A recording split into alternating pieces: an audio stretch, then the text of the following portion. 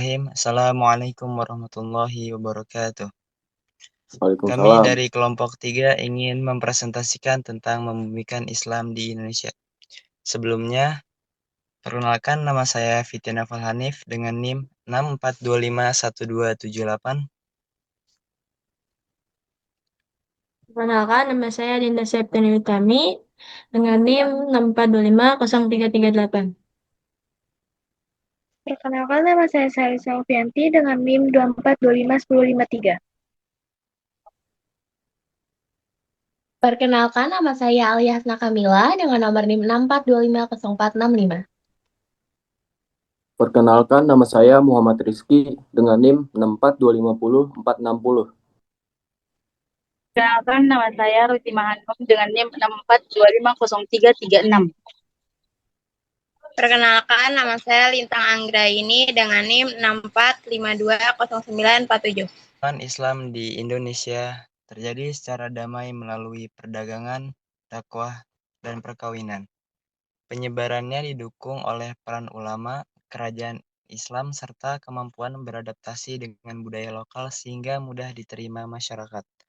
Selain itu, munculnya kerajaan-kerajaan Islam turut mempercepat penyebaran Islam di berbagai daerah. Islam juga berkembang dengan cara menyesuaikan diri dengan budaya lokal sehingga tidak menghilangkan tradisi yang sudah ada, melainkan menggabungkannya dengan nilai-nilai Islam. Hal inilah yang membuat Islam dapat diterima luas oleh masyarakat Indonesia. Nah, jadi di slide kali ini saya akan menjelaskan tentang perkembangan Islam di Indonesia. Nah, Islam telah hadir di Indonesia sejak zaman kerajaan di Nusantara. Masuknya Islam ini dibawa oleh para pedagang dari luar seperti dari Arab, India, Persia yang kemudian menyebarkan agama Islam secara damai. Islam memiliki peran penting dalam sejarah Indonesia, terutama dalam sejarah kerajaan Islam. Di Indonesia pernah berdiri beberapa kerajaan Islam, seperti Samudra Pasai, Demak, dan Mataram Islam.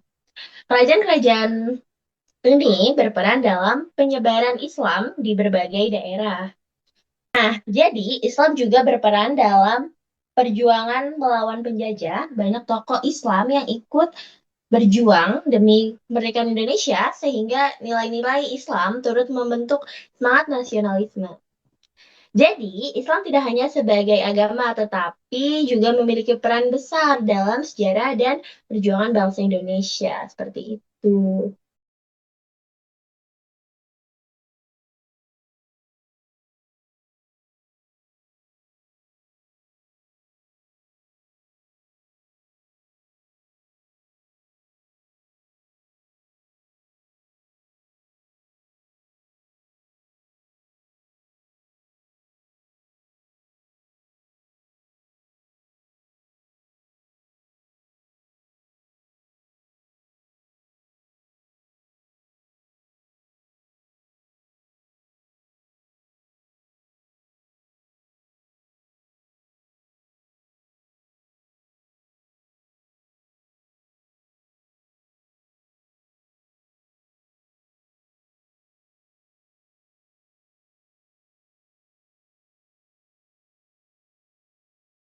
Modernitas merupakan perkembangan zaman teknologi ilmu gaya baru.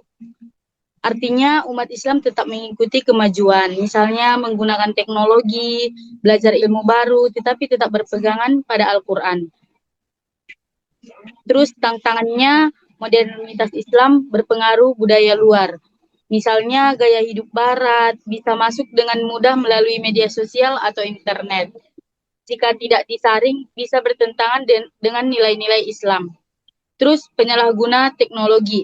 Teknologi sebenarnya bermanfaat, tapi sering disalahgunakan dengan menyebarkan hoaks, konten tidak baik, terus menurun akhlak. Menurunnya akhlak itu seperti orang mulai bersikap tidak sopan santun, berkurangnya kejujuran, berkurangnya moral dalam Islam. Dan terakhir, kurangnya pemahaman agama. Banyak orang yang kurang mendalami ajaran agama, sehingga mudah berpengaruh hal-hal yang tidak sesuai dengan Islam. Slide selanjutnya adalah hubungan iman dan cinta tanah air. Muslim wajib cinta agama dan tanah air. Tanah air adalah ladang dakwah, tempat menjalankan syariat dengan aman. Hubul waton minal iman, cinta tanah air bagian dari iman. Menjaga negara justru bentuk menjaga tempat ibadah kita. Aksi 1 itu jaga persatuan.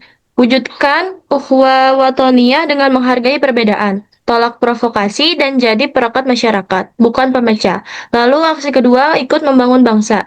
Jadi manusia itu bermanfaat lewat pendidikan sosial dan karakter. Tunjukkan akhlakul karimah di profesi apapun untuk kemajuan teknologi, ekonomi, dan keadilan. Slide selanjutnya akan dibaca dengan saya, yaitu pribumisasi Islam. Pribumisasi Islam itu maksudnya ajaran Islam tetap sama, tapi cara penerapannya bisa menyesuaikan dengan budaya yang ada di masyarakat. Jadi disesuaikan caranya, bukan ajarannya. Dengan ini, Islam bisa lebih mudah diterima dan mudah dijalankan dalam kehidupan sehari-hari. Contohnya kayak tahlilan dan maulid Nabi. Kenapa? Ini jadi contohnya.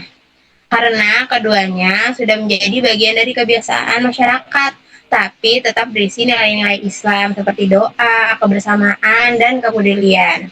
Nah, jadi konsep ini tuh juga pernah dijelasin sama Gus Dur.